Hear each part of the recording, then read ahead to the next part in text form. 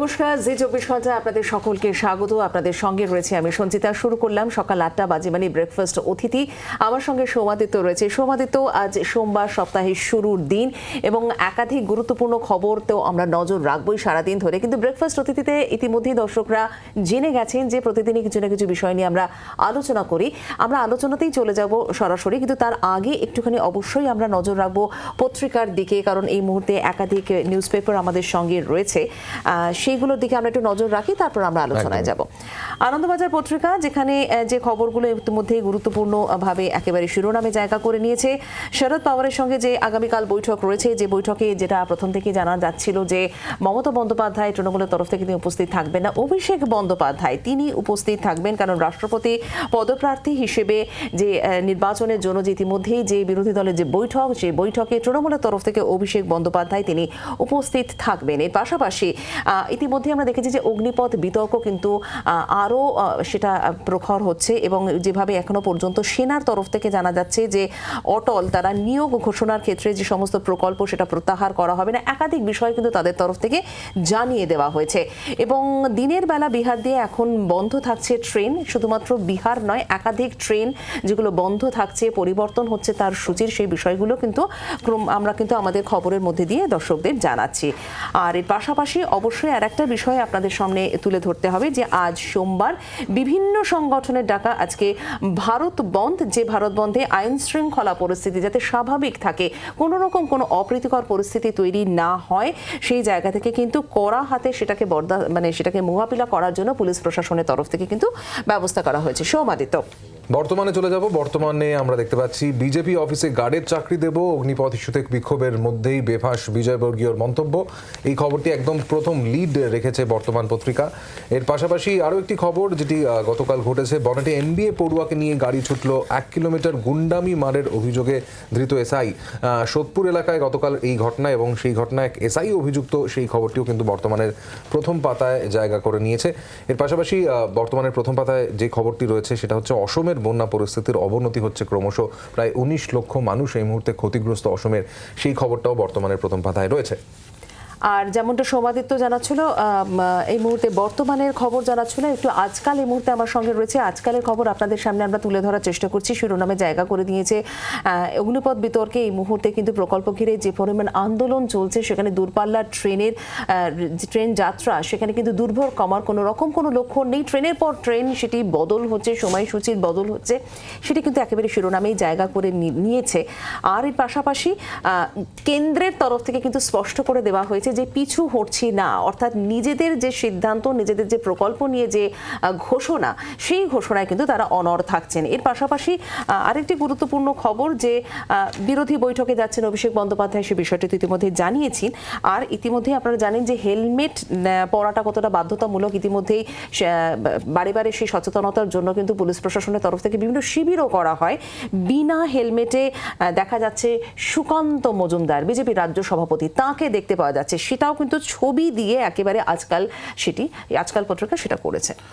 এবার চলে আসবো এই সময়ের খবরের দিকে নজর রাখবো। এই সময় অবশ্যই প্রথম পাতায় রয়েছে একদম প্রথম খবর, সোদপুরের খবরটা কিছুক্ষণ আগে আপনাদের জানাচ্ছিলাম, যেখানে বনেটে যুবককে হিচড়ে 1 কিলোমিটার নিয়ে গেল পুলিশ, এবং এসআই তাকে ইতিমধ্যে গ্রেফতার করা হয়েছে। পাশাপাশি অগ্নিপথের খবরটিও নিয়েছে এই সময়, যেখানে বলাই হচ্ছে প্রশ্ন নেই অগ্নিপথ প্রত্যাহারের, অগ্নিপথ স্কিম প্রত্যাহার করা হবে না, সেনাবাহিনী কথা জানিয়ে দিয়েছে।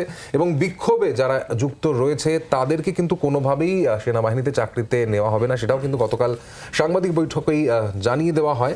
এর পাশাপাশি এই সময় পত্রিকায় রয়েছে 7 মাস পরে 7 বাঙালি পেলেন অভিযাত্রীর দেহ, লামখাগা পাসে এই দেহ উদ্ধার হয়েছে, সেই ছবি দিয়ে খবরটি করেছে এই সময় পত্রিকা। এর পাশাপাশি আরও একটি খবর যেখানে উঠে আসছে যে ঘরোয়া বিবাদেই খুন হয়েছেন তপন কান্দু, সিবিআই কথা বলেছে, এবং সেই খবরটিও কিন্তু এই সময় পত্রিকার প্রথম পাতায় জায়গা করে নিয়েছে। এর সঙ্গে সঙ্গে খেলার খবর দেখতেই হচ্ছে। টি-20 সিরিজে আপাতত ড্র রয়েছে, গতকাল বৃষ্টির জন্য খেলা হতে পারেনি, সেই বিষয়টা কিন্তু এই সময় উঠে আসছে। কাগজের শিরোনামগুলোতে আপনাদের সামনে আমরা তুলে ধরলাম। আমি সঞ্চিতা এবং সৌমাদিত্য আপনাদের সঙ্গে ব্রেকফাস্ট অতিথিতে রয়েছি। না, আরো একটি সংবাদপত্র আচ্ছা, রয়েছে, প্রতিদিনটা পড়া বাকি একটুখানি বলে রয়েছে। দেবো সংবাদ প্রতিদিনের কি কি খবর রয়েছে। মাঝ আকাশে 2 বিমানের বিপত্তি, রক্ষা যাত্রীদের। গতকালের এই ঘটনা পাটনা দিল্লি উড়ানের যে ঘটনা শিরোনামে উঠে এসেছে সেটা প্রথম পাতায় রয়েছে। এবং অগ্নিবীরদের বিজেপির দারোয়ান চান কৈলাস যে খবরটা প্রতিদিনও কিন্তু করেছে। এর পাশাপাশি অভিষেক বন্দ্যোপাধ্যায় তিনি তুঙ্গে রয়েছেন প্রচারে, কারণ 23 তারিখ 4টি বিধানসভা উপনির্বাচন রয়েছে ত্রিপুরাতে এবং আজ তিনি সেখানে পৌঁছে যাচ্ছেন। সেই খবরটিও কিন্তু প্রথম পাতায় সংবাদ প্রতিদিনের জায়গা করে নিয়েছে। তো এই ছিল আপাতত খবরের শিরোনাম। আমরা যতটা বলা যেতে পারে মেন খবরগুলো কি জানানোর মেন চেষ্টা খবরগুলো করলাম। আমরা প্রতিদিন তুলে ধরি। এবার আলোচনায় আসি। আজকে আমাদের আলোচনার বিষয় ইতিমধ্যে আমরা ফেসবুক লাইভ করে জানিয়েছি দর্শকদের, কিন্তু এই মুহূর্তে আপনাদেরকে জানাবো যে ক্যান্সার চিকিৎসায় যুগান্তকারী আবিষ্কার, বাঙালি চিকিৎসকের এই যুগান্তকারী আবিষ্কার যেটা ইতিমধ্যেই কিন্তু আলোড়ন ফেলে দিয়েছে। গোটা 10 বছর ধরে তিনি কাজ করছেন, অক্লান্ত পরিশ্রম, এবং সেই কাজ নিয়েই আজকে আমরা আলোচনা করব। ইতিমধ্যে বিদেশের জার্নালে কিন্তু গোটা বিষয়টি সেটা কিন্তু প্রকাশিত হয়েছে এবং সেই বিষয় নিয়ে আমরা আলোচনা করব। সৌমাদিত্য আমাদের সঙ্গে দুজন অতিথি এই মুহূর্তে রয়েছেন, তাদের সঙ্গে প্রথমত আলাপ পর্বটা সেরে নিই। আমাদের সঙ্গে এই মুহূর্তে স্টুডিওতে উপস্থিত রয়েছেন প্রধান গবেষক প্রফেসর বেনুব্রত দাস। নমস্কার, গুড মর্নিং অতিথিতে আসার জন্য। এবং আমাদের সঙ্গে রয়েছেন এই মুহূর্তে সঙ্গীতা ভট্টাচার্য, গবেষক। নমস্কার। প্রথম প্রশ্ন এটাই রাখবো আপনার কাছে যে এই গোটা 10 বছর ধরে যে আপনার অক্লান্ত পরিশ্রম, এবং এই ক্যান্সার মানে আমরা জানি যে দুরারোগ্য ব্যাধি, ধনে প্রাণে মানুষকে শেষ করে দেয়। কোথাও কি এই যে ক্যান্সার নিরাময়ের ক্ষেত্রে আপনার যে এই ওষুধ, সেটা কতটা নিরাময়ের ক্ষেত্রে সাহায্য করবে, ভারতবাসীর ক্ষেত্রে কতটা সুবিধা হবে, এই বিষয়টা যদি একটু আলোকপাত করেন প্রথমত। রাইট। তো আমরা আমাদের ল্যাবরেটরিতে যে এক্সপেরিমেন্টসগুলো করি বা আমরা যেগুলো জানার চেষ্টা করি যে এক্সিস্টিং কেমোথেরাপি যে ড্রাগগুলো আছে, পার্টিকুলারলি আমাদের ইন্টারেস্ট হচ্ছে একটা টোপোআইসোমারেজ ইনহিবিটর, টোপো-1 ইনহিবিটর, যেটা ক্লিনিক্যাল ইউজড হয় ক্যান্সার পেশেন্টদের ক্ষেত্রে, যার নাম হচ্ছে টোপোটেকন, ইলনুটিকন, ক্যাম্টোথেসিন। তো এই ড্রাগগুলো বিভিন্ন রকম ক্যান্সারের ক্ষেত্রে ইউজ হয়, যেমন ওভারিয়ান ক্যান্সার ইউজ হয়, লাং ক্যান্সার ইউজ হয়। তো আমাদের জানার কোয়েশ্চেনটা হচ্ছে যে এই ড্রাগটা দেবার পরে সেলের মধ্যে কী কী পরিবর্তন আসে। আমাদের মূলত আমরা কোনো ক্লিনিক্যাল রিসার্চ করি না, আমরা যেটা করি ল্যাবরেটরি বেসড সেলের, ক্যান্সার সেলের উপরে তার পরিবর্তনগুলো দেখি। এটাই কিন্তু ফান্ডামেন্টালি এটা খুব ইম্পর্ট্যান্ট, বিকজ এখানে যদি আমরা যেটা জানতে পারি সেটাই কিন্তু ট্রান্সলেটেড হয় বা চলে যায় ক্লিনিক্যাল রিসার্চের ক্ষেত্রে। তো আমরা এখানে যেটা জানতে পেরেছি যে ধরনের ড্রাগগুলো ইউজ হয়, মানে আমরা যেটা পারসিউ করছি যে ড্রাগটা, সেই ড্রাগটা লং টার্ম ইউজের পরে একটা রেজিস্ট্যান্স ডেভেলপ করতে পারে। তাহলে পরে আমাদের উদ্দেশ্য হচ্ছে যে এই যে ড্রাগটা আমরা ইউজ করছি অলরেডি সারা পৃথিবীতে সেটা ব্যবহার হয়, তো সেটাকে কি করে আরও বেশি স্ট্রেংথ, তার স্ট্রং করা যায় আর কি, মানে তার এফিসিয়েন্সি, ক্ষমতাটাকে বাড়ানো যায়। তার জন্য আমাদের মেকানিজমটা জানতে হয়। তো এই ড্রাগটা কি করে, ডিএনএ ব্রেক তৈরি করে। আর আমাদের ইন্টারেস্ট হচ্ছে টু আন্ডারস্ট্যান্ড, আমরা বোঝার চেষ্টা করি এই যে ব্রেক বা ভেঙে গেল ডিএনএটা, এটা রিপেয়ার কি করে হয়। বিকজ আমাদের উদ্দেশ্যই হচ্ছে যদি আমরা এই ক্যান্সার সেলে অনেকগুলো ডিএনএ ব্রেক তৈরি করতে পারি, আমরা জানি 20 থেকে 25টা যদি ডবল স্ট্র্যান্ড ব্রেক হয় তাহলে পরে ক্যান্সার সেলটা মরে যায়। কিন্তু রেজিস্ট্যান্সের মেকানিজমটা আমরা একটু অন্যভাবে বোঝার চেষ্টা করেছি, সেলের নিজস্ব কীভাবে এই ব্রেকগুলোকে রিপেয়ার করতে পারে। তো সেটা দেখতে গিয়ে আমরা এসেছি অনেকগুলো ডিএনএ রিপেয়ার প্রোটিনের ক্ষেত্রে। আমরা কি করেছি, একটা অত্যাধুনিক টেকনোলজি ইউজ করেছি যেটা নাম মাস স্পেকট্রোমেট্রি। সেই মাস স্পেকট্রোমেট্রির মাধ্যমে আমরা আইডেন্টিফাই করেছি এই প্রোটিনটা, যেটা আমরা রিসেন্টলি পাবলিশ করেছি, যার নাম হচ্ছে PRMT5 বা প্রোটিন আর্জিনিন মিথিল ট্রান্সফারেজ 5। তো এই PRMT5 অ্যাকচুয়ালি এই ডিএনএ রিপেয়ারের সঙ্গে একসঙ্গে যোগসাযোগে কাজ করে। এটাই আমরা প্রথম দেখাচ্ছি। এই প্রোটিনটা আগে কিন্তু এইভাবেই দেখানো হয়নি যে এটা ডিএনএ রিপেয়ারে কাজ করে। এটা অনেকগুলো ফাংশন আছে, তো আমরা দেখাচ্ছি এরা যোগসাযোগে কাজ করে এবং এই ডিএনএ রিপেয়ারের ফাংশনটাকে বুস্ট করে। তাহলে আমরা কি করলাম, আমরা ওই অত্যাধুনিক টেকনোলজির মাধ্যমে, ক্রিসপার টেকনোলজির মাধ্যমে এই প্রোটিনটাকে নকআউট তৈরি করলাম, করে যে ড্রাগটা আমরা ইউজ করছিলাম সেটা সেলের মধ্যে দিলাম। তখন দেখছি যে সেলে ওই ড্রাগের এফিসিয়েন্সিটা কয়েক গুণ বেড়ে যাচ্ছে। তো সেটাই আমাদের এই পার্টিকুলার সেল রিপোর্ট জার্নালে আমরা মেকানিজমটা বার করেছি। Indian Association for cultivation of science, সেখানে মূলত আপনাদের এই পরীক্ষাগুলো হয়েছে। একটুখানি সঙ্গীতা আপনার কাছ থেকে যে বিষয়টা জানতে চাইবো, এই যে পরীক্ষা মূলত তো কেমোথেরাপির একটা নতুন দিগন্ত, মানে কেমোথেরাপি, সেই কেমোথেরাপি যেভাবে হয় সেটা ড্রাগটাকে কিভাবে আরো স্ট্রং করা যায়, কিভাবে ক্যান্সার সেল মারার ক্ষেত্রে সেটা আরো বেশি উপযোগী হতে পারে। কিন্তু এই কাজটা করতে করতে যখন এটা বাস্তব বাস্তবিক প্রয়োগ হবে সেটা করতে আর কতদিন সময় লাগবে? কারণ নিশ্চিতভাবে এটা একটা গুরুত্বপূর্ণ দিক তৈরি হয়েছে, আপনার দিশা দেখাতে পেরেছেন, কিন্তু সেটা যখন বাস্তবে প্রয়োগ হবে সেই সময়টাও তো প্রয়োজন। হ্যাঁ, তো এখন আমরা যেটা এখন যে ড্রাগস অলরেডি মার্কেটে আছে সেটা FDA অ্যাপ্রুভড আছে, তো সেগুলো ড্রাগ আসতেও কিন্তু অনেক টাইম লেগেছে। মানে ইটস নট দ্যাট যে এখন ল্যাবরেটরি টেস্ট করলাম 1 মাস পরে ড্রাগ এসে গেল, কারণ কি প্রথমে একটা ল্যাবরেটরি টেস্টিং হয়, তারপরে ওটা বিভিন্ন ফেজে যায়, phase 1, phase 2, phase 3, phase 4, clinical ট্রায়ালে গিয়ে তখন গিয়ে ওটা অ্যাপ্রুভড হয় আর তখন মানুষের উপরে ওটা ইউজ করা হয়। তো আমরা এখন একটা প্রি ক্লিনিক্যাল ট্রায়াল আছি, আর প্রত্যেকটা ক্লিনিক্যাল ট্রায়ালে নাম্বার অফ পেশেন্ট দেখা হয়। যেরকম এই মুহূর্তে আমরা প্রথমে সেল লাইনে আমরা টেস্ট করব, পার্টিকুলার আমাদের বডিতে বিভিন্ন সেল আছে, তো আমরা পার্টিকুলার একটা সেল লাইন নিয়ে একটা সেল নিয়ে সেই সেল যেগুলো ক্যান্সারের সেল সেটার উপর আমরা ইউজ করি, তারপরে সেই ক্যান্সারের সেলে যখন একটা এফেক্টিভনেস আমরা দেখতে পারি সেটা যায় মাউস মডেলে, মাউসে ওটা কাজ করছে কিনা সেটা দেখা হয়, তখন গিয়ে হিউম্যান ট্রায়ালগুলো শুরু হয়, যেটা আমি বলছিলাম ফেজ 1, ফেজ 2, প্রত্যেকটা ফেজে ফেজে গিয়ে মানে এখন তারপরে কোন বিষয়টা stage আসবে। আছে বিষয়টা? এখন একদম প্রিলিম স্টেজে আছে, একদম প্রিলিম স্টেজে আছে। আমরা কত সেল সাল লাগবে আসতে, কত সাল লাগবে? এটা পুরোপুরি ডিপেন্ড করে হিউম্যান ট্রায়ালে যখন ইউজ কতটা করা হবে, রেসপন্ড করছে সেগুলো কতটা প্রত্যেকটা হিউম্যান important। বডি কতটা রেসপন্ড করছে, দ্যাট আচ্ছা। ডিপেন্ডস। প্রফেসর দাসের কাছে আসবো।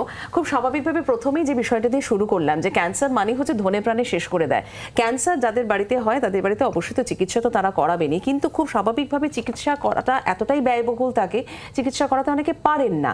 সেই জায়গা থেকে এই বিষয়টা যখন একেবারে সাকসেসফুলি রান করবে, কি মনে হয় কতটা কস্ট এফেক্টিভ, মানে কতটা ব্যয়ের জায়গাটা কেমন হবে, মানুষ কি ব্যবহার করতে এটা পারবে? খুবই গুরুত্বপূর্ণ কোয়েশ্চেন, কারণ আমরা দেখেছি যে ক্যান্সার কেমোথেরাপির ক্ষেত্রে যে খরচাটা হয় সেটা বিশাল খরচা।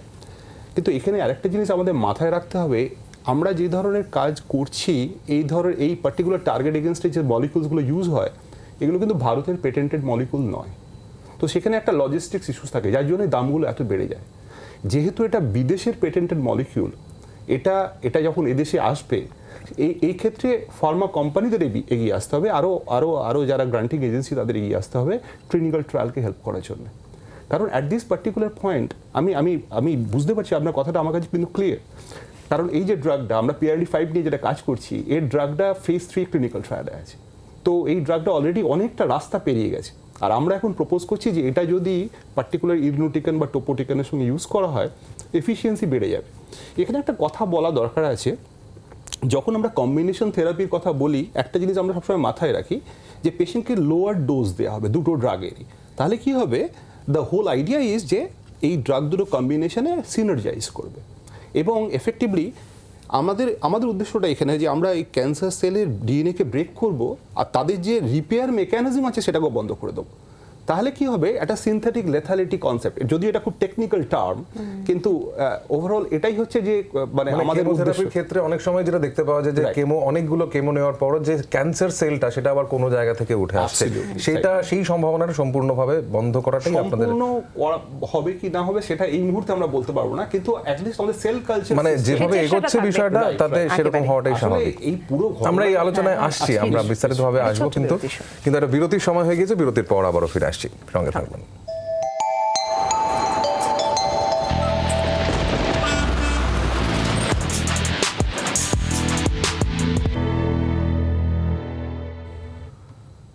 ফিরলাম বিরতির পর ব্রেকফাস্ট অতিথি নিয়ে, এবং আমরা আলোচনা করছি ক্যান্সার যে মারণ রোগ, সেই মারণ রোগকে ক্রমশ কিন্তু বধ করার উদ্দেশ্যে পৃথিবীর বিভিন্ন প্রান্তে চিকিৎসকরা, গবেষকরা তারা পরীক্ষা চালিয়ে যাচ্ছেন, এবং সেই পরীক্ষা চালাতে চালাতে সেটাকে একেবারে সম্পূর্ণ নিরাময় করে দেওয়া সম্ভব, ক্যান্সার মানেই যে মৃত্যু সেই বিষয়টাকে অবলুপ্ত করে দেওয়া সম্ভব, সেই পরীক্ষা চলছে পৃথিবীর বিভিন্ন প্রান্তে। এবং এই কলকাতা শহরেও কিন্তু Indian Association for Cultivation of science, সেখানে গবেষকরা পরীক্ষা করে এক নতুন জিনিস আবিষ্কার করেছেন, নতুন থেরাপি একটা আবিষ্কার করেছেন, এবং যেই থেরাপি কিন্তু ক্যান্সার চিকিৎসায় নতুন দিশা দেখাচ্ছে। আমরা সেই বিষয়টা নিয়ে আলোচনা করছি। প্রফেসর দাস এবং সঙ্গীতা ভট্টাচার্য দুজনেই এই মুহূর্তে আমাদের সঙ্গে স্টুডিওতে, দুজনেই গবেষক, এবং আলোচনার মাধ্যমে একটা বিষয় আমরা জানতে পারছিলাম যে আপনাদের যে বিষয়টা, আপনাদের যে পরীক্ষা যতদূর আপনারা পৌঁছেছেন, ইতিমধ্যেই যেহেতু একটা বিশ্ববন্দিত জার্নালে সেই বিষয়টি প্রকাশিত হয়েছে, সুতরাং পৃথিবীর মানুষও আগ্রহ প্রকাশ করেছে এই বিষয়টা সম্পর্কে জানার জন্য, এবং এই বিষয়টা যে সম্ভব, পোটেনশিয়ালিটি এর মধ্যে রয়েছে সেটা এখনো পর্যন্ত প্রতিষ্ঠিত। এরপর যে পরবর্তী যে ফেজগুলো রয়েছে, যেটা মাধ্যমে শেষ পর্যন্ত এটা মানুষের আয়ত্তে আসবে বা চিকিৎসার কাজে ব্যবহার হবে, সেটার সময়টা আমরা জানছিলাম অ্যানিমাল ট্রায়াল একটা করতে হয়। সেক্ষেত্রে সেই অ্যানিমাল ট্রায়াল কি হচ্ছে? রাইট। তো আমরা এখন আমাদের কাল্টিভেশনেই আমরা টিউমার ইনডিউস করে ইনভিভো মডেলে এই দুটো ড্রাগের কম্বিনেশনের এফেক্টটা দেখতে শুরু করে দিয়েছি, এবং এই কাজটা আমরা লাস্ট 1.5-2 বছর ধরে করছি। আমাদের রিপিট করতে হয় বারবার করে, যে কোনো এক্সপেরিমেন্ট বারবার রিপিট করতে হয়, এবং ইনিশিয়াল যে দুবার আমরা করেছি তাদের কিন্তু ভীষণ ভালো রেজাল্ট পাচ্ছি। এবং আমি যেটা বলছিলাম যে কম্বিনেশনের থেরাপির একটা মূল উদ্দেশ্য হচ্ছে ড্রাগের ডোজকে কমিয়ে দেওয়া। তো এক্স্যাক্টলি আমরা তাই করেছি, যে কনভেনশনারি কেমোথেরাপিতে যতটা ডোজ মানে মাইসের ক্ষেত্রে ব্যবহার করা হয় তার থেকে আমরা তার অর্ধেকটা নিয়েছি আর কি। নিয়ে যখন দুটোকে একসঙ্গে কম্বাইন করছি, আমরা অ্যাকচুয়ালি ব্রেস্ট টিউমার ডেভেলপ করেছি। সেই টিউমারের রিগ্রেশন কিন্তু আমরা ভীষণ ভালো দেখতে পাচ্ছি।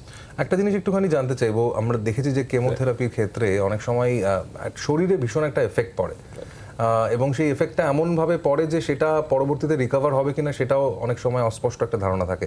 আপনাদের যে নতুন এই ড্রাগ, যে প্রয়োগটা আপনারা ভবিষ্যতে করতে চাইছেন, মানে সেখানে এই বিষয়গুলো কতটা রেস্ট্রিক্ট করা সম্ভব হচ্ছে বা আদৌ হচ্ছে কিনা? যেটা আমারও মনে হয়েছে যে ও বললো যেটা, যে এক জায়গা থেকে যখন নির্মূল করে দেওয়া হয় কেমোথেরাপির মাধ্যমে ক্যান্সারের বিষয়গুলোকে, আর একটা জায়গা থেকে কোথাও খুব সাধারণ একটা শব্দ ব্যবহার করছি, গজিয়ে ওঠে। তো সেই বিষয়গুলোকে কিভাবে এই যে ড্রাগটা নিয়ে আসছেন, ওষুধটা আপনারা নিয়ে আসছেন, এটাকে কমপ্লিটলি নির্মূল করা সম্ভব হবে? দেখুন, আমরা যে অ্যানিমাল মাউস মডেলে যেটা করছি, সেখানে আমরা টিউমারের মানে যেহেতু সাইকেল এখনো খুব বড় আমরা দেখিনি, ইনিশিয়াল ফেজে আমরা দেখছি টিউমার খুব সুন্দরভাবে রিগ্রেস করে যাচ্ছে। তো এবার আপনার এই কোশ্চেনটা খুব ইম্পর্টেন্ট। দেখুন, এই যে টিউমার ফিরে আসে বা ক্যান্সার ফিরে আসে, এর কিন্তু অনেকগুলো কারণ আছে। এখানে ক্যান্সার স্টেম সেল অনেক ব্যাপার আছে, মানে সেটা ডিটেলসে আমি ঢুকতে চাই না। তো সেক্ষেত্রে আমাদের জেনারেলি যে কোনো কেমোথেরাপি ডিজাইন করা হয় মাল্টিপল ড্রাগস দিয়ে, কিন্তু আমরা এখানে একটা নতুন দিক দেখাচ্ছি, যেটা সেক্ষেত্রে হয়তো আমাদের পার্টিকুলারলি আরও কিছু ভাবনা চিন্তা করতে হবে যদি রেকারেন্স ফিরে আসে। কারণ আমাদের উদ্দেশ্যটাই ছিল যে এই টোপোয়াইসোবেজ ইনহিবিটর যেটা ইউজ করি আমরা, তার রেকারেন্সটাকে মানে বেসিক্যালি রেজিস্ট্যান্স যে মেকানিজম সেটাকে আমরা মানে সেটা কার্যকারিতা কমতে থাকে, তার জন্য আমরা কিন্তু এটাকে বার করেছি। বেসিক্যালি PRMT5 ডিসকভার করেছি অত্যাধুনিক টেকনোলজির মাধ্যমে। তো এই ড্রাগগুলোকে আমরা এখন কম্বিনেশন থেরাপিতে ইউজ করছি।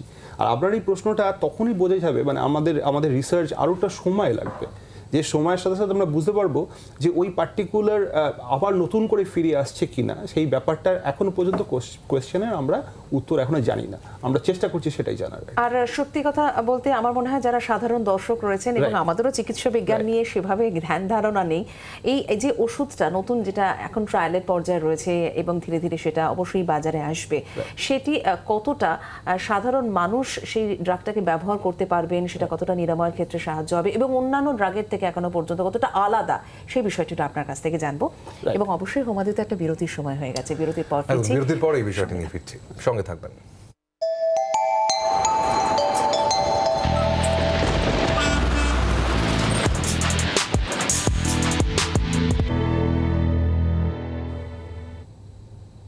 ব্রেকফাস্ট অতিথিতে আপনাদের সকলকে স্বাগত। আমি সঞ্চিতা, আমার সঙ্গে সৌমাদিত্য রয়েছে। ক্যান্সার ক্ষেত্রে একটি যুগান্তকারী আবিষ্কার, সেটা নিয়ে আমরা আলোচনা করছি, কিন্তু এই মুহূর্তে আমরা একটুখানি অবশ্যই ট্রাফিক আপডেট আপনাদেরকে দিয়ে দেবো, কারণ আজ সপ্তাহের প্রথম দিন, আজকে বন্ধ রয়েছে। অশান্তি রুখতে পুলিশের তরফ থেকেও ব্যবস্থা নেওয়া হয়েছে। যান চলাচল সকাল থেকে কেমন হচ্ছে? লালবাজার ট্রাফিক কন্ট্রোল রুম থেকে আমাদের সঙ্গে রয়েছেন ট্রাফিক সার্জেন্ট অম্লান দাস। জি 24 ঘন্টা আপনাকে স্বাগত, গুড মর্নিং আপনাকে। সকাল থেকে যান চলাচলের ছবিটা একটু জানতে চাইবো, এবং পাশাপাশি আজকে বন্ধ রয়েছে, কি ধরনের ব্যবস্থাই বা নেওয়া হচ্ছে, একটু সামগ্রিকভাবে ছবিটা একটু জানাবেন প্লিজ। হ্যাঁ, নমস্কার। লালবাজার ট্রাফিক কন্ট্রোল থেকে সার্জেন্ট অমলান দাস বলছি। এই মুহূর্তে শর্ট কলকাতার যান চলাচল স্বাভাবিক আছে। গত রাত থেকে এখন অবধি কোনো রিমার্কেবল অ্যাক্সিডেন্টের ঘটনা সেরকম নেই। আর বন্ধের ব্যাপারে আমাদের প্রয়োজনীয় পুলিশি ব্যবস্থা আছে, ট্রাফিক ব্যবস্থা রাখা আছে, রাস্তায় অফিসাররা অ্যালার্ট আছেন। এখনো অবধি কোনো ইনসিডেন্ট বা ইয়েতে কিছু ঘটনা আমাদের নজরে আসেনি। আশা করি সারাদিন যান চলাচল স্বাভাবিক রাখতে আমরা সক্ষম হব। জানতে চাইবো হাওড়া ব্রিজ এবং পাশাপাশি মা ফ্লাইওভার, একটু বেলা বাড়লেই তো সেখানকার পরিস্থিতি অনেকটাই যানজট সেখানে অনেক বেশি বেড়ে যায়, সেখানে ছবিটা এখনো পর্যন্ত কি ছবি এবং কি ব্যবস্থা নেওয়া হচ্ছে? এই মুহূর্তে ট্রাফিক পিকার্সে যেরকম যান চলাচল থাকা উচিত সেরকম আছে, কোনো রকম অস্বাভাবিকতার খবর আমরা পাইনি, কোনো রকম গাড়ি খারাপেরও খবর এই মুহূর্তে নেই, এখন ট্রাফিক স্বাভাবিকভাবেই চলছে।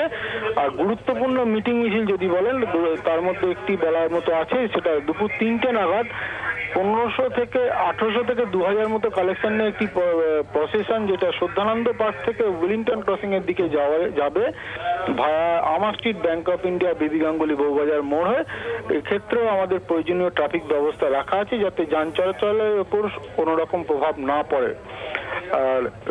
আর এছাড়া পথচারীরা রাস্তায় চলাচলের সময় ট্রাফিক সংক্রান্ত ব্যাপারে যদি কোনো রকম অসুবিধে পড়েন, আমাদের টোল ফ্রি নাম্বার 1073 আছে, ওখানে আসবেন, আমরা চেষ্টা করবো যথাসাধ্য সাহায্য করা। আপনারা প্রত্যেকে ভালো থাকবেন, সুস্থ থাকবেন, নমস্কার। ধন্যবাদ অম্লানবাবু। আমরা আবারও আলোচনায় চলে আসি। সপ্তাহের শুরুর দিন ট্রাফিক আপডেট আমরা নিয়ে নিলাম, আপনাদেরও জানিয়ে দিলাম। এর পাশাপাশি যেটা আমরা আবার আলোচনায় ফিরে যেটা জানতে চাইবো, বিশেষ করে আপনাদের দুজনের কাছ থেকে, যেহেতু আপনারা দীর্ঘদিন ধরেই গবেষণা চালিয়েছেন এবং নতুন একটা দিগন্তের কথা বারবার বলা হচ্ছে ক্যান্সার চিকিৎসায়, কেমোথেরাপির ক্ষেত্রে, এই মুহূর্তে যে পর্যায়ে এই গোটা বিষয়টি রয়েছে, এর পরবর্তীতে ক্লিনিক্যাল ট্রায়াল এবং একই সঙ্গে পেটেন্ট পাওয়া, এই সমস্ত বিষয়গুলো তো রয়েছে। তো সেইটা করতে আর কতটা সময় লাগতে পারে, এবং সেটা করার পর বিশেষ করে যেহেতু কিছুক্ষণ আগেই আপনি বলছেন যে অনেক ড্রাগই বিদেশ থেকে আনাতে হয়, মলিকুলগুলো বিদেশি, সেক্ষেত্রে এটা যেহেতু কলকাতাতে তৈরি হচ্ছে বা আমাদের দেশে তৈরি হচ্ছে, আমাদের দেশের মানুষের ক্ষেত্রে কিছুটা কি সুবিধা হতে পারে ভবিষ্যতে? তো আমি দুজনের কাছ থেকে উত্তরটা নিতে চাইবো। Maybe you want to tell something. আমরা যেহেতু এখানে আমরা Indian Association for Cultivation of Science এটা নিয়ে রিসার্চ করছি, তখন এটা প্রি ক্লিনিক্যাল ট্রায়ালে আছে। তো আমরাও চাইবো যে অবভিয়াসলি ইন্ডিয়াতে যদি এটা পেটেন্ট হয়ে যায় তাহলে একটা কস্ট এফেক্টিভনেস আমরা এক্সপেক্ট করবো সেটা দিয়ে। আর সেটার জন্য যেটা ক্যান্সার, যেটা আপনি বলছিলেন যে দুটো ইম্পর্টেন্ট জিনিস, একটা হচ্ছে মেডিসিন আছে কিনা, আর 2 নম্বর whether it is cost effective or not. তো যদি আমরা মেডিসিনটা বার করে নিই আর যেটা যদি কস্ট এফেক্টিভ হয়ে যায়, তো সেটা অবভিয়াসলি আমাদের ক্ষেত্রে ওটা খুব ভারতবাসীর জন্য খুব সুবিধা হবে। এইখানে আমি একটা কথা যোগ করতে চাই যে ল্যাবরেটরি বেসড কাজের আমরা অনেকটা দিশা পেয়েছি। তো এবারে ক্লিনিক্যাল ট্রায়ালটা কিন্তু অনেক ফান্ডের ব্যাপার আছে, মানে এটা একটা বিরাট আর কি, মানে এটা আপনাদের হাতে সম্পূর্ণভাবে, এটা আমাদের হাতে নেই। আমাদের যে রিসার্চ ফান্ড আছে সেই ফান্ড দিয়ে কিন্তু আমরা ক্লিনিক্যাল ট্রায়াল, আপনারা যে কাজটা করার করে ফেলেছেন, আমরা যে কাজটা করার, আমরা মানে pre clinical, cell culture, animal model, এই অবধি আমরা এগোতে পেরেছি। অ্যানিমাল মডেলের পেপারটা এখনো পাবলিশ করিনি।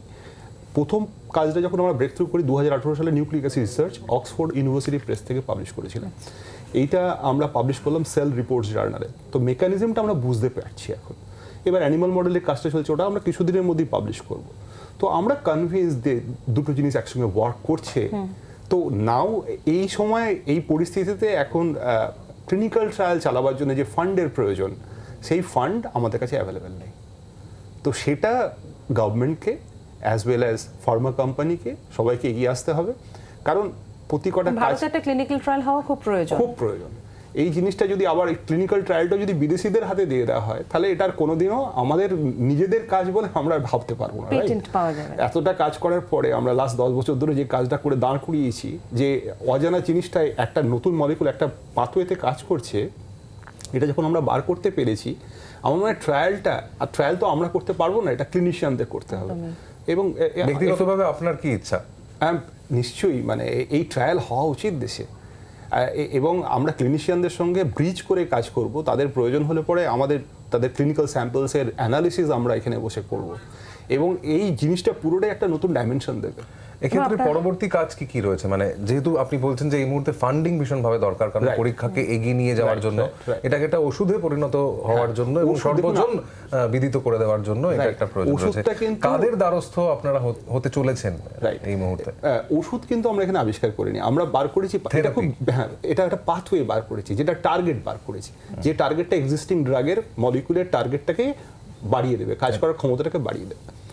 তো এক্ষেত্রে ফান্ডিং এজেন্সি, ভারতবর্ষের যেসব ফান্ডিং এজেন্সি আছে, DBT, DST, as well as West বেঙ্গলের ফান্ডিং এজেন্সি আছে, ডিএসটি ওয়েস্ট বেঙ্গল, এদের হেল্পের দরকার আছে। এবং অলরেডি কি সেই কাজটা এগোচ্ছে সেটা কি বা বলা হয়েছে, আমরা প্রস্তাবটা দেওয়া ডেফিনেটলি হয়েছে? আমরা অ্যাপ্লিকেশন করেছি বিভিন্ন জায়গায়, বিভিন্ন ফান্ডিং এজেন্সিকে অ্যাপ্লিকেশন করেছি। এর আগে এতদিন অবধি আমার এই কাজটা হচ্ছে ওয়েলকাম ট্রাস্ট ইন্ডিয়া অ্যালায়েন্স, মানে ইউকে থেকে কিছুটা funded, welcome trust India alliance fund থেকে হয়েছে। এই মুহূর্তে আমাদের ফান্ডের প্রয়োজন আছে, কারণ এই ধরনের কাজে প্রচুর মানে ল্যাবরেটরিতে খরচা হয়। তো সেটা করার জন্য আমাদের হেল্পের প্রয়োজন আছে, তবেই আমরা এই কাজটাকে আগের দিকে এগিয়ে যেতে পারবো এবং ক্লিনিশিয়ানদের সঙ্গে একসঙ্গে কাজ করে এটা একটা নতুন দিশা দিতে পারবো, আমি বিশ্বাস করি। একদমই। এবং যেভাবে কাজটা হয়েছে, সঞ্চিতা তুমি কিছুক্ষণ আগেই যে বিষয়টা বলছিলে যে মানে বিদেশ থেকেও কিন্তু যথেষ্ট অ্যাক্লেমড হয়েছে আর কি এই কাজটা এখনো পর্যন্ত। একেবারে একদম।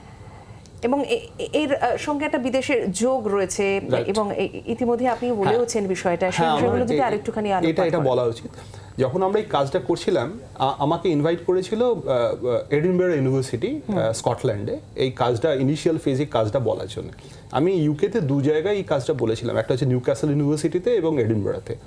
তখন এডিনবরাতে প্রফেসর জুলিয়া রিচার্ডসন, উনি হচ্ছে স্ট্রাকচারাল বায়োলজিস্ট, উনি আমাদের এই মেকানিজম আমরা যেটা প্রপোজ করছি ওনার খুব ইন্টারেস্ট লেগেছিল এবং উনি বলেছিলেন যে কম্পিউটার সিমুলেশন করে এবং স্ট্রাকচারাল বায়োলজির অ্যাসপেক্টে যদি কিছু দরকার হয় আমি হেল্প করতে পারি স্টাডিটাকে হেল্প করার জন্য। তো we finally came up with very nice collaboration, she is a very nice person. এবং এই কোলাবোরেশন থেকে আমাদের এই যে স্টাডিটাকে খুব স্ট্রেনথেন করেছে আর কি। প্রফেসর জুলিয়া রিচার্ডসনের যে ডেটাটা এটা স্ট্রেনথেন করেছে। এখন আমরা দেশের ফান্ডিং এজেন্সি সবার কাছে আর কি রিকোয়েস্ট করবো যে আমাদের এই কাজটাকে এগিয়ে নিয়ে যাওয়ার জন্য হেল্প করুন। পসিবলি আমরা যখন 10 বছর ধরে একটা জায়গায় পৌঁছেছি, হয়তো কামিং ইয়ার্সে নিশ্চয়ই এটা একটা মানে এটা খুব সহজ, হ্যাঁ, কত ধরনের মানে কতটা ফান্ড লাগে এক্ষেত্রে? আমি মানে এটা হয়তো হতেই পারে যে ফেজ বাই ফেজ নিশ্চিতভাবে এটা একটা ক্লিনিক্যাল ট্রায়ালে অন অ্যাভারেজ 5 থেকে 7 কোটি টাকা খরচা হয়।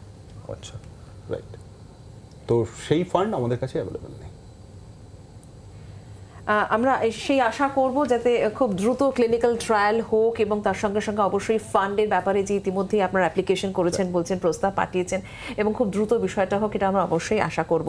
কিন্তু সাধারণ মানুষ থেকে শুরু করে জি 24 ঘন্টা দর্শক যারা এই মুহূর্তে আমাদের অনুষ্ঠান দেখছেন, তারা একটা জিনিসই ভাবছেন যে অবশেষে হয়তো আমাদের দেশে এরকম একটা বিষয় ওষুধ আসতে চলেছে যেখান থেকে ক্যান্সারের মতো দুরারোগ্য ব্যাধি বা রোগ যেটা নিরাময় হবে।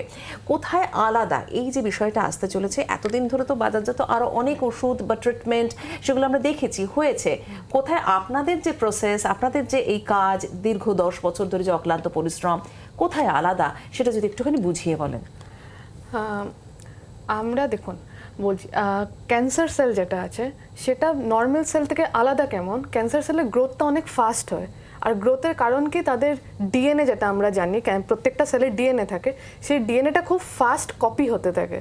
তো এখন যেগুলো কারেন্ট যেগুলো ড্রাগ অলরেডি ব্যবহার হয়, যেমন সিসপ্ল্যাটিন আছে, ট্যামোক্সিফিলিন আছে, এগুলো হচ্ছে ডিএনএটাকে ব্রেক করে দেয়। কিন্তু আমরা তাও দেখছি যে স্টিল ওই ক্যান্সার সেলসগুলো তাও গ্রো করে যাচ্ছে আফটার সাম টাইম, যেরকম আমরা অ্যান্টিবায়োটিক রেজিস্ট্যান্স হয়, এরকম কেমো রেজিস্ট্যান্স হয়ে যাচ্ছে। তো আমরা যেটা কি করতে চাইছি, আমরা ডিএনএ ড্যামেজটাও করব, আর ক্যান্সার সেল কি করে, তারা একটা নিজেদের রিপেয়ার ফ্যাক্টর যেটা আছে, রিপেয়ার ফ্যাক্টররা এসে ওই জায়গাটাকে ফিক্স করে দিচ্ছে। তো ওই জন্য ক্যান্সার সেলগুলো গ্রো করে যাচ্ছে। তো ওই জন্য প্রবলেমটা হচ্ছে যে ডিএনএ ড্যামেজ করার পরেও ক্যান্সার সেল গ্রো করছে বা কেমো রেজিস্ট্যান্স ডেভেলপ করছে। তো আমরা আমাদের কাজে এটা মানে ডিসকভার করতে চাইছি যে আমরা ডিএনএ ড্যামেজটাও করে দেবো আর রিপেয়ারটাকেও বন্ধ করে দেবো, তাহলে যাতে ক্যান্সার সেল আর গ্রো না করতে পারে। সেটাকে আমরা বলছি কম্বিনেশন থেরাপি, মানে ডিএনএ ড্যামেজ হচ্ছে, রিপেয়ার অফ করে দিচ্ছি, তাহলে জিনিসটা আরও এফেক্টিভ ওয়েতে ক্যান্সারটাকে আমরা কিওর করতে পারবো। যেটা খুব অল্প সময় নেই, প্রফেসর দাস কিছু ছোট করে কি বলতে চাইবেন? আমরা একদম অনুষ্ঠানের শেষ পর্যায়ে। রাইট, মানে প্রথম থেকেই যেটা আমাদের প্রচেষ্টা হচ্ছে যে থেরাপিটাকে আরও কি ভালো করা যায়, এবং এই কাজগুলো শুরু হয়েছে বহুদিন ধরে এবং এর বীজ বপন হয়েছে যখন আমি ন্যাশনাল ক্যান্সার ইনস্টিটিউটে ছিলাম, এনআইসি ছিলাম। আমরা অনেকটা এগিয়েছি, আমার মনে হয় আরও অনেক কিছু জানা বাকি আছে। তো কিন্তু যে দিকটা খুলেছে এই দিকটাও কিন্তু একটা আশার দিক, অবশ্যই আশার দিক। এবং আমরা বিলিভ করি যে আমরা খুব হোপফুল যে এইটা একটা নতুন জায়গায় পৌঁছবে। কারণ এখানে কোনো ড্রাগ ডিসকভারি মানে কিন্তু অনেক সময় লাগে, এখানে কিন্তু কোনো ড্রাগের ডিসকভারি হচ্ছে না, এখানে দুটো ড্রাগ অ্যাভেলেবেল আছে মার্কেটে। এটাকে কিন্তু আমরা মেকানিজমটা বললাম যে এই দুটো ড্রাগ কখনো এটা দেখানো হয়নি যে দুটো ড্রাগকে একসঙ্গে কাজ করালে পরে ক্যান্সার সেলকে অনেক বেশিভাবে আপনার সাইটোটক্সিক এবং মারা যাবে। তো এটা বাই ইটসেলফ একটা বড় ডিসকভারি। তো আমার মনে হয় আমি যেটা বললাম, এই ক্লিনিক্যাল ট্রায়ালের, হিউম্যান ট্রায়ালের প্রয়োজন আছে, যেটা এখনো পর্যন্ত কিছু হয়নি। এবং এটা আমি মনে করি এতদিনের অভিজ্ঞতা থেকে হয়তো কেন নিশ্চয়ই, মানে আমরা তো এই ভেবেই তো বেঁচে থাকি যে এটা একটা নতুন দিশা দেখাবে, ট্রিটমেন্ট আরো বেটার হবে এবং এর টক্সিসিটিটা কম হবে। মানে নিরাময়ের রাস্তায় পৌঁছানোর জন্য আপনারা এখন একটা বাহন পেয়েছেন, কিন্তু সেই বাহনের জন্য, সেই বাহনটাকে আরো এগিয়ে নিয়ে যাওয়ার জন্য যে তেল মশলা দরকার সেটা এখনো পর্যন্ত আপনাদের সামনে আসেনি, এবং সেটাই লক্ষ্য, এবং সেই লক্ষ্যটাকে সামনে রেখে আপনারা এগোতে চাইছেন। এবং আমরাও চাইছি যে সত্যি ভারতবর্ষে যদি এই বিষয়টি এগোয় তাহলে সেটা খুব ভালো হবে। আমরা অনেক ধন্যবাদ জানাবো, আমাদের সঙ্গে স্টুডিওতে দুজন ছিলেন তাদেরকে, বনুব্রত দাস এবং সঙ্গীতা ভট্টাচার্য, দুজনেই গবেষক। আমরা আপাতত একটা ছোট্ট বিরতি নিচ্ছি, বিরতির পর ফিরে আসবো আরো খবরাখবর নিয়ে ব্রেকফাস্ট অতিথিতে। সঙ্গে থাকবেন।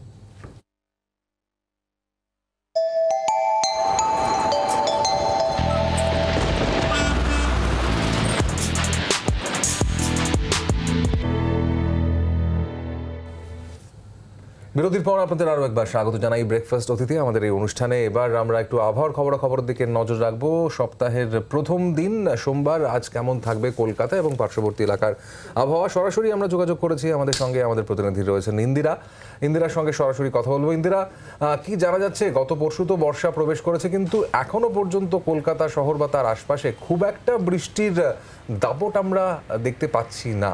সেক্ষেত্রে কি বলা হচ্ছে, আবহাওয়া দপ্তর কি জানাচ্ছে?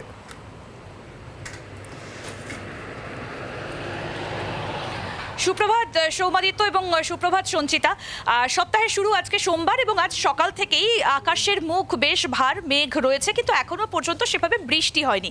তুমি যেমনটা বললে সৌমাদিত্য, যে গত পরশুদিন মৌসুমী বায়ু প্রবেশ করেছে দক্ষিণবঙ্গে, কিন্তু এখনো পর্যন্ত সেভাবে বৃষ্টির দেখা মেলেনি। তোমাকে জানাই যে পশ্চিমের কয়েকটা জেলা বাকি ছিল, সেখানেও গতকাল মৌসুমী বায়ু প্রবেশ করেছে। যদিও ঝাড়গ্রাম, পুরুলিয়া এবং পশ্চিম মেদিনীপুরের কিছুটা অংশ বাকি রয়েছে এখনো, সেটা আগামীকাল অর্থাৎ মঙ্গলবারের মধ্যে সেখানে মৌসুমী বায়ু প্রবেশ করবে। তুমি যেটা বললে এবার যে বৃষ্টির দেখা নেই, আমরা জানি যে এবার দক্ষিণবঙ্গে মৌসুমী বায়ু বেশ খানিকটা দুর্বল, এবং যার জেরে এখনো পর্যন্ত সেভাবে ভারী বৃষ্টি হচ্ছে না। তবে তোমাকে জানিয়ে রাখি, আজকে কলকাতায় একটু বেশি বৃষ্টিপাত হবে সেই সম্ভাবনার কথাই জানিয়েছে আলিপুর আবহাওয়া দফতর। তবে অতি ভারী বৃষ্টিপাতের সম্ভাবনা এখনই নেই কলকাতা এবং পার্শ্ববর্তী অঞ্চলে। গত দুদিন আমরা যেভাবে হালকা থেকে মাঝারি বৃষ্টি দেখেছি, আজকে হয়তো বৃষ্টির পরিমাণ কিছুটা বাড়বে। তবে সেই যে পুরোদমে বর্ষা, সেই বর্ষার বৃষ্টি, ভারী বৃষ্টি, সেই বৃষ্টি হতে কিন্তু এই সপ্তাহের শেষের দিক পর্যন্ত আমাদের অপেক্ষা করতে হবে।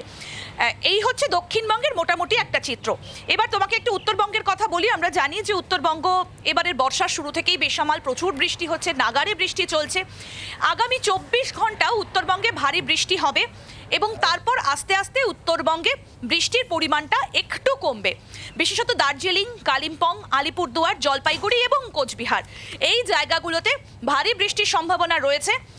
আগামী 24 ঘন্টা ভারী বৃষ্টি হবে, এবং তারপর থেকে আস্তে আস্তে বৃষ্টির পরিমাণ কমবে। কিন্তু আগামী 5 দিন ভালোই বৃষ্টি হবে উত্তরবঙ্গে, তেমনটাই কিন্তু পূর্বাভাস রয়েছে।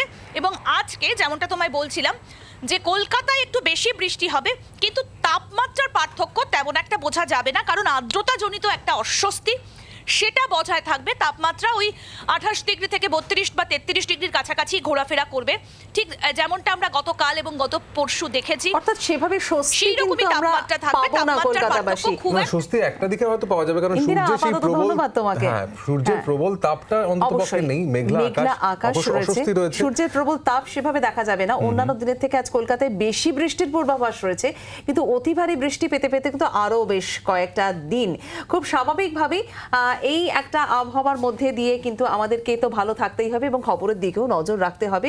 সমস্ত খবরের জন্য নজর তো অবশ্যই রাখবেন জি 24 ঘন্টার দিকে। আর ব্রেকফাস্ট অতিথি আমরা এখানেই শেষ করছি। সঙ্গে থাকুন জি 24 ঘন্টা।